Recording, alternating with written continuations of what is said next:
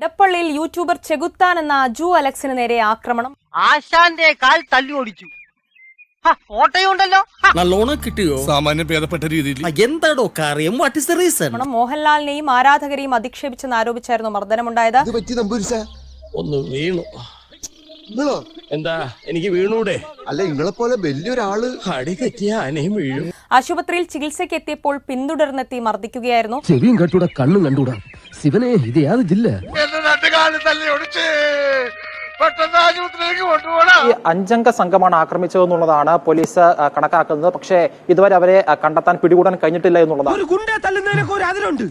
ഇതല്ല പഞ്ചായത്ത് പട്ടികൾക്ക് എല്ലാം കഷണം കിട്ടിയമാതിരി ഒരുമിച്ചല്ല കടിച്ചു പറിക്കുന്നത്. ചില ഭാഗങ്ങളിൽ ഓട്ടം ചെല്ലുന്നില്ലടോ. അതൊരു അല്പ അസൗകര്യം കാണും, പിന്നെ അത് ശീലമായിക്കോളും. തട്ടുകടയിൽ വെച്ച് ഈ അജു അലക്സ് ചെകുത്താൻ എന്നറിയപ്പെടുന്ന യൂട്യൂബർ ഒപ്പം തന്നെ സുഹൃത്തും ഭക്ഷണം കഴിച്ചിറങ്ങുമ്പോഴാണ് ഒരു കാറിലെത്തിയ സംഘം ആക്രമിക്കുന്നത്. സത്യത്തിൽ ഇന്നലെ എന്താണ് സംഭവിച്ചത്? ഒന്ന് കുനിഞ്ഞു. ഏതോ ഒരു അജ്ഞാത ശക്തി, പിന്നൊന്നും ഓർമ്മയില്ലടോ. കാര്യമായിട്ട് അപകടം വല്ലതും ഒന്നും പറയാതിരിക്കാ ഭേദം. ചവിട്ടുകൊണ്ട് നാഭി കലങ്ങി പോയിരിക്കണോ? മോഹൻലാലിന്റെ സിനിമ ദൃശ്യം 3 ബന്ധപ്പെട്ടുകൊണ്ട് ഒരു വീഡിയോ വിട്ടിരുന്നു. അതിൽ മോഹൻലാലിനെ ഫാൻസിനൊക്കെ തന്നെ വലിയ രീതിയിൽ മോശം പരാമർശമൊക്കെ തന്നെ നടത്തുന്നുണ്ടായിരുന്നു. പണ്ട് ഇതുപോലെ തന്നെ എന്റെ പരിഞ്ഞപ്പൻ ഇതുമായി ബന്ധപ്പെട്ടുകൊണ്ടാണ് മോഹൻലാലിനെ അധിക്ഷേപിച്ചു എന്ന് ആരോപിച്ചാണ് ഈ 5 അംഗ സംഘം ആക്രമണം നടത്തിയത്. പക്ഷെ കാലൊടിക്കാൻ ഞാൻ സമ്മതിച്ചില്ല, ഞാൻ ഓടി.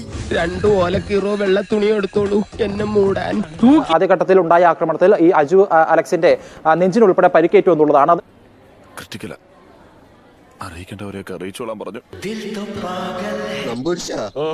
നമ്മളെ മയ്യത്തെടുക്കാൻ നേരായോ? നിങ്ങൾ കബഡി വരത്തി വെച്ചൊന്ന് നോക്കി. എല്ലാരും കൈവച്ചല്ലോ, ഇനി ആർക്കും പരാതിയില്ലല്ലോ.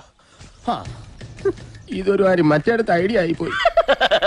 തൽക്കാലം ഇത്രയും മതി. വരട്ടെ.